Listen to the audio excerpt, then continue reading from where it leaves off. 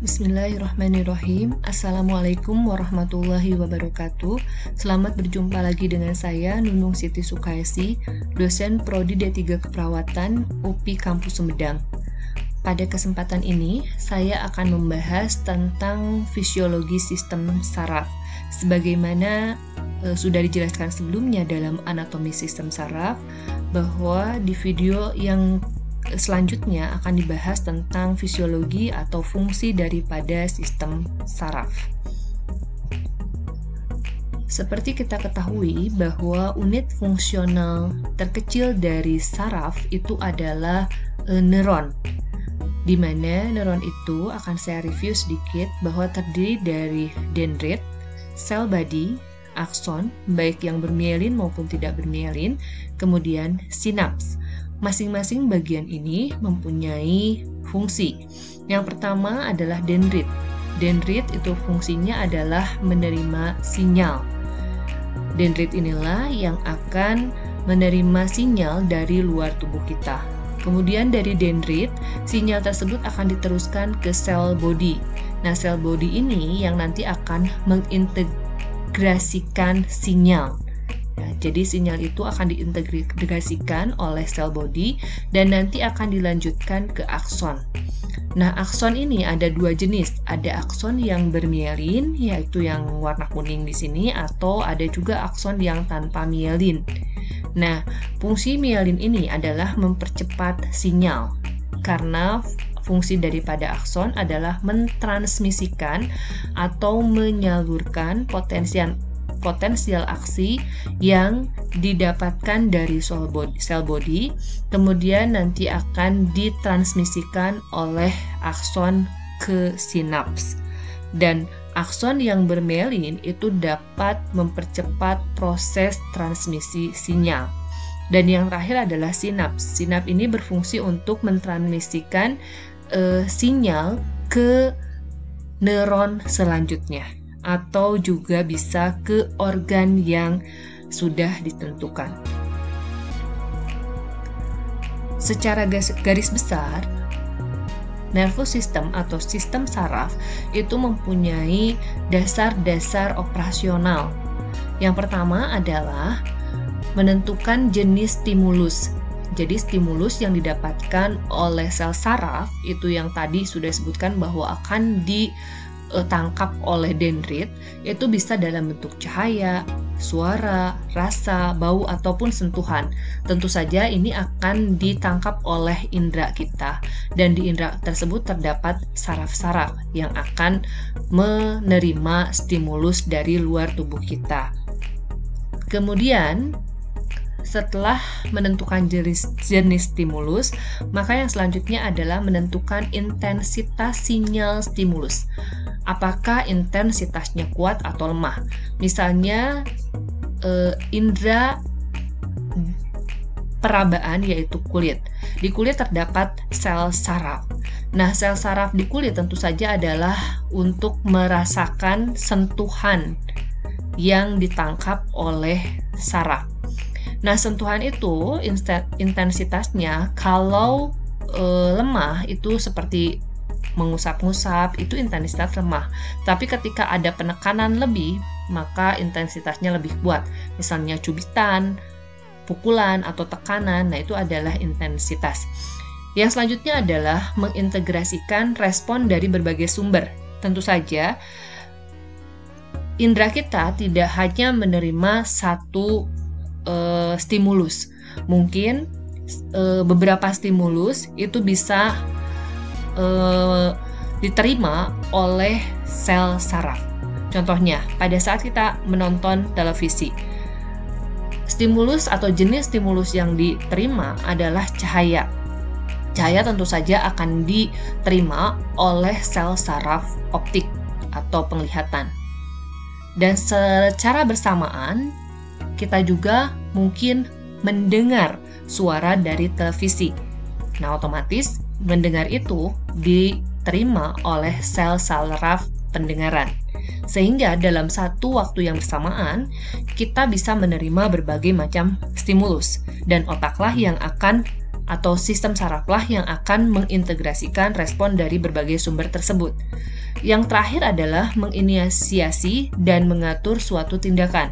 Artinya, di sini sistem saraflah yang berperan agar tubuh kita itu berespon sesuai dengan stimulus yang didapatkan. Karena dalam sistem saraf itu terdiri dari beberapa jenis, yaitu ada sensori, neuron sensori yang berfungsi menerima sinyal, kemudian ada asosiasi, nanti yang akan mengantarkan sinyal atau penghubung, dan terakhir adalah neuron motor, atau nanti yang akan melakukan gerakan sesuai dengan yang diperintahkan oleh sistem saraf. Kita akan mulai sesuai dari organisasi sistem saraf, bahwa sistem saraf dibagi menjadi dua bagian besar, yaitu central nervous system dan peripheral nervous system. Kita akan mulai dari fungsi central nervous system secara keseluruhan. Central nervous system akan saya ulangi bahwa terdiri dari brain atau otak dan spinal cord atau medulla spinalis. Jadi dua inilah yang termasuk ke dalam central nervous system. Fungsi dari central nervous system itu dibagi menjadi tiga. Yang pertama adalah menerima sinyal sensori dan menentukan respon yang sesuai. Jadi misalnya ada rangsangan cahaya yang diterima oleh sel saraf optik, kemudian nanti akan diteruskan ke central nervous system yaitu otak. Nanti otaklah yang akan menerima sinyal tersebut. Nanti otak pula yang akan menentukan respon apa yang akan kita lakukan. Misalnya kita akan tetap menonton televisi tersebut, atau kita akan mengganti channel televisi yang kita lihat atau yang kita tonton. Yang kedua adalah menyimpan memori. Jadi fungsi dari central nervous system itu adalah menyimpan memori.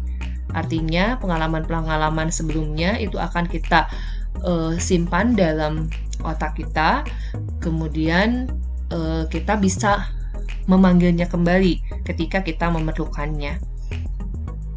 Yang terakhir adalah otak berfungsi untuk proses berpikir.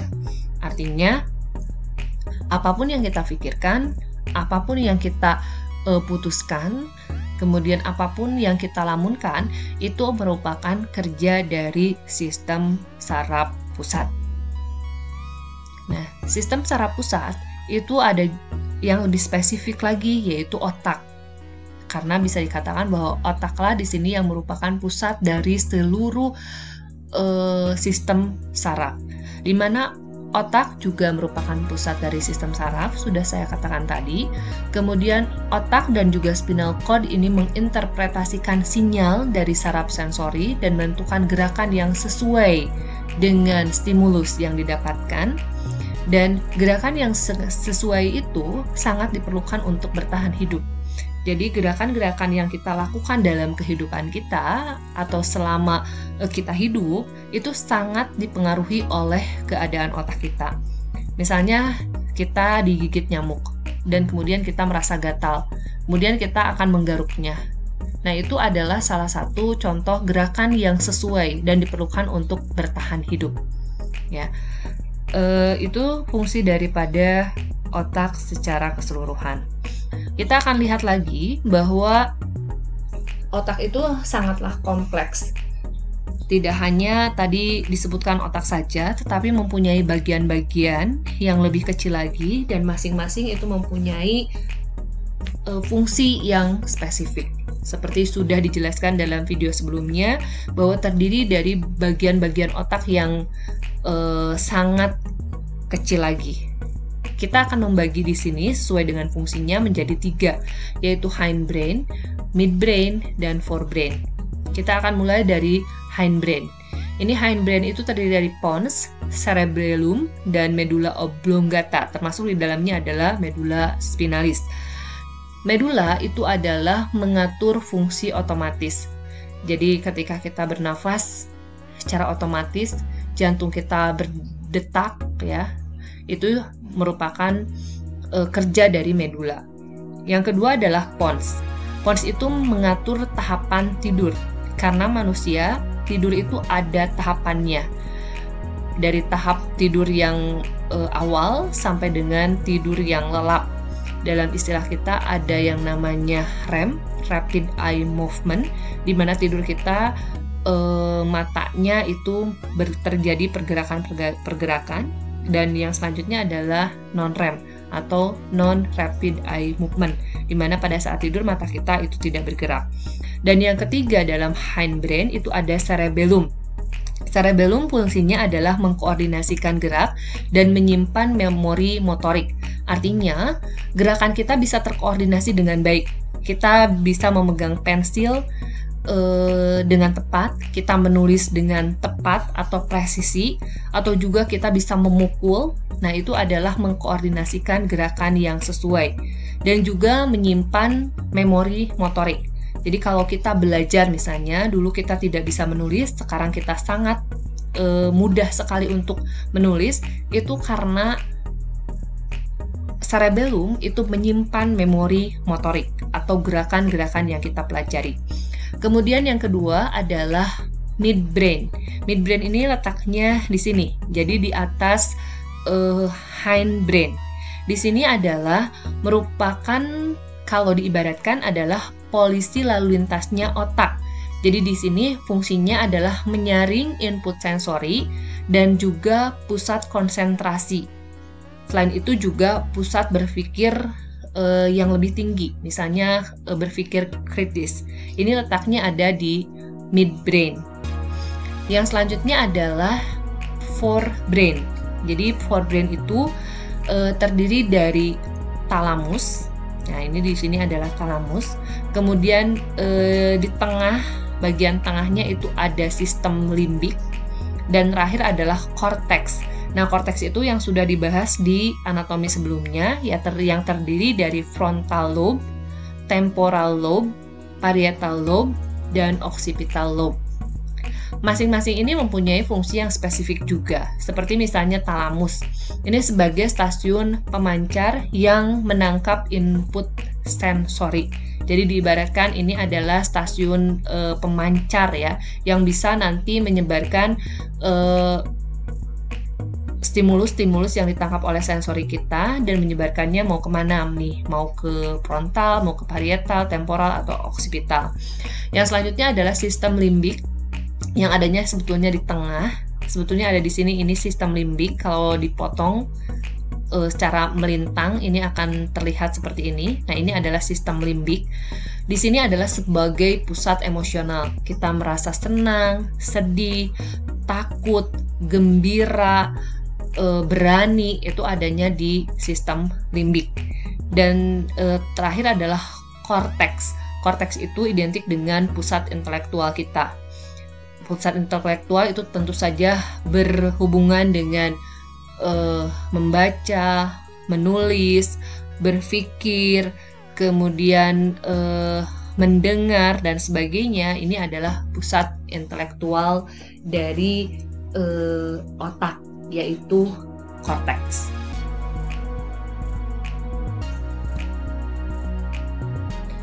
Selain itu, otak juga biasa dibagi menjadi dua bagian besar, yaitu bagian kiri dan bagian kanan atau left brain dengan right brain, yang dipercaya ini mempunyai fungsi yang hampir sama di antara keduanya.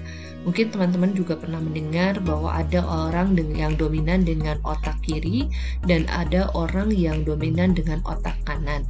Kita bisa lihat di brain maps ini bahwa yang sebelah kiri adalah di sini adalah otak bagian kiri kita atau left brain, dimana di sini fungsi dari otak sebelah kiri itu lebih ke arah logik atau logika. Misalnya ada kemampuan untuk sequential thinking ya, atau berpikir yang terkotak-kotak. Misalnya kita membicarakan masalah ilmu-ilmu biologi, fisika, matematika, dan sebagainya. Kemudian di otak kiri juga di sini bahwa seseorang itu bisa melihat secara details bagian-bagian dari suatu objek. Di sini juga merupakan pusat logika, sebab akibat. Jadi kita selalu misalnya berpikir kalau kita bertindak A itu akibatnya seperti apa, B seperti apa, ini adalah otak kiri. Yang selanjutnya adalah fungsi bicara, itu lebih ke arah grammar rules ya, atau orang yang otak kiri itu biasanya sangat memperhatikan tata bahasa yang baik dan benar. Kemudian di sini biasanya lebih mengutamakan fakta ya. Dan biasanya dia juga berbicara lebih baik, kemampuan bicaranya baik karena dia tadi juga sangat concern terhadap grammar rules atau tata bahasa. Biasanya juga orang yang dominan dengan otak kiri sangat baik dalam hal berhitung. Kemudian juga biasanya mudah untuk menyusun kata-kata, dan di sini juga orang yang dominan otak kiri itu biasanya sangat menyukai analisis atau sangat menyukai dalam menganalisis sesuatu, dan biasanya juga di sini dia sangat menghafal sekali nama-nama suatu benda.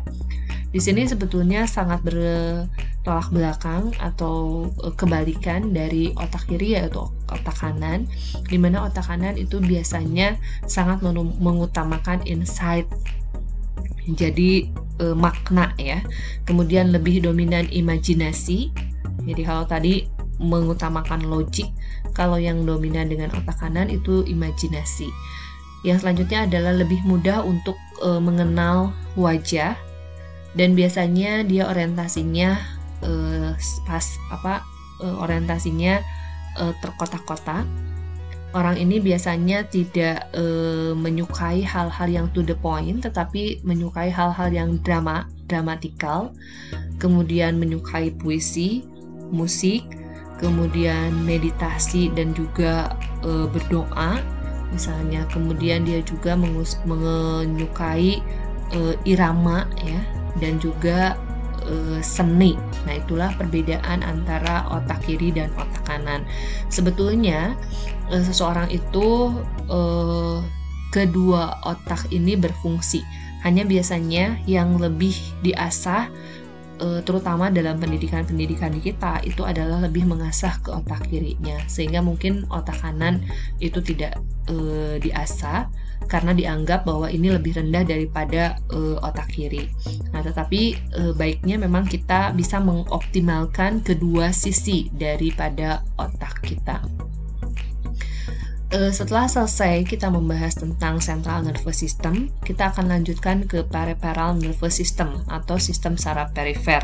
Tentu saja di sini adalah sistem saraf yang kerjanya di bawah kendali sistem saraf pusat. Di mana di sini juga ada gambarnya selain katanya ya atau kalimatnya, di mana fungsinya adalah mengirimkan sinyal dari ke central nervous system. Jadi tentu saja dari sistem saraf ke otak. Nah, itu adalah merupakan kerja daripada peripheral nervous system. Yang kedua adalah menerima dan menghantarkan sinyal motorik dari central nervous system. Jadi fungsinya menerima dan menghantarkan sinyal dari otak ke sini, ke peripheral nervous system.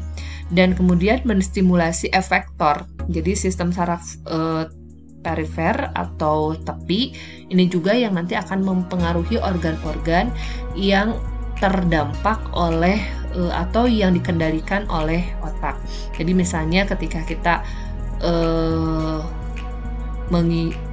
haus misalnya, sinyal atau stimulus yang diterima oleh otak kita haus, maka kita akan saraf perifer lah yang akan menggerakkan kaki kita untuk menuju ke arah sumber air, dan kemudian tangan kita yang akan memasukkan air ke dalam mulut kita.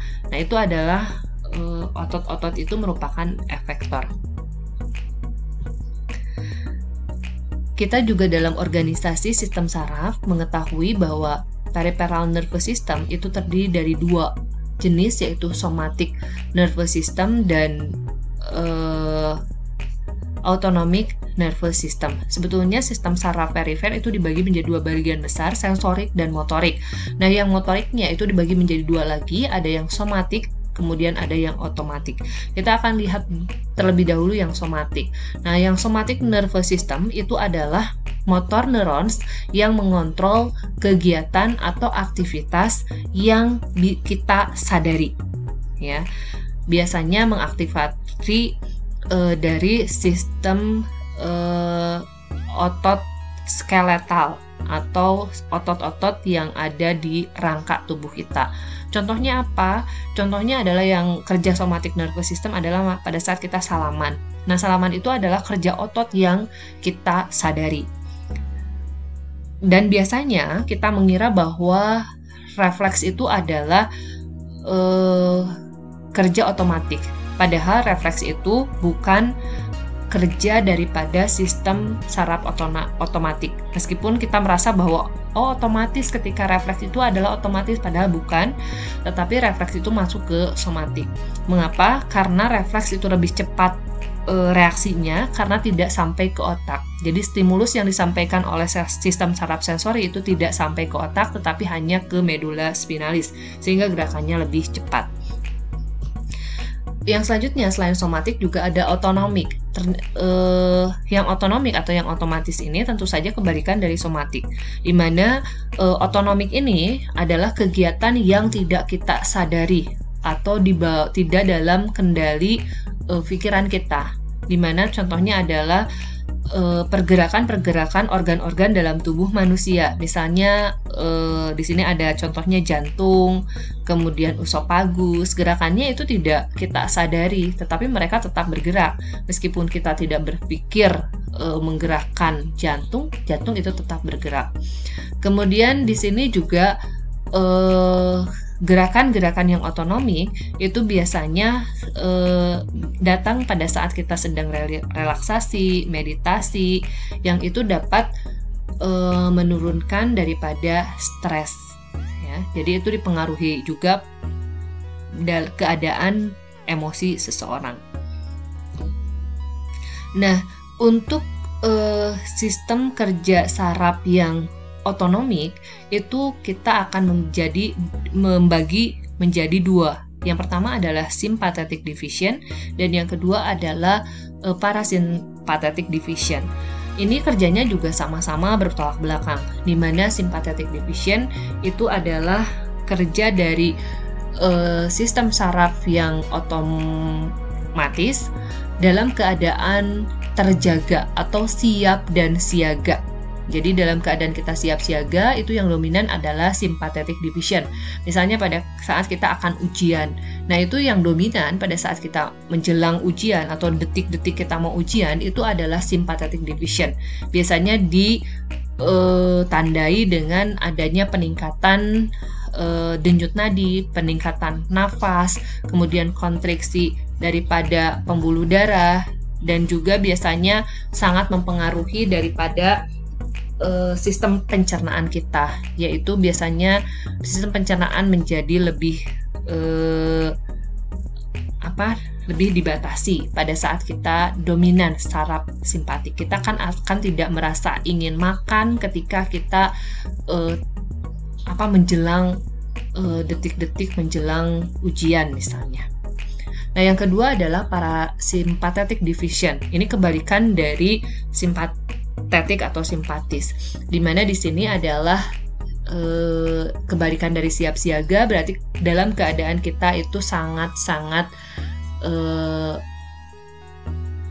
istirahat, yaitu dalam keadaan sangat santai, dalam keadaan istirahat, itu adalah yang dominan sistem saraf parasimpatetik atau sympathetic division, di mana di sini ditandai dengan dilatasi pembuluh darah, biasanya heartbeat dengan breathing kita juga menjadi lebih lambat, dan juga biasanya pada saat ini kita menstimulasi atau meningkatkan keinginan kita untuk makan karena dapat mempengaruhi sistem pencernaan kita lebih cepat ketika kita didominasi oleh saraf parasimpatetik. Jadi kebalikan dari simpatis.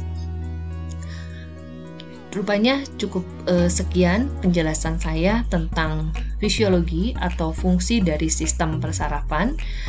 Terima kasih atas perhatiannya. Semoga apa yang saya sampaikan dapat bermanfaat dan dapat mendrive teman-teman untuk lebih ingin tahu lagi mengenai sistem saraf dalam tubuh manusia.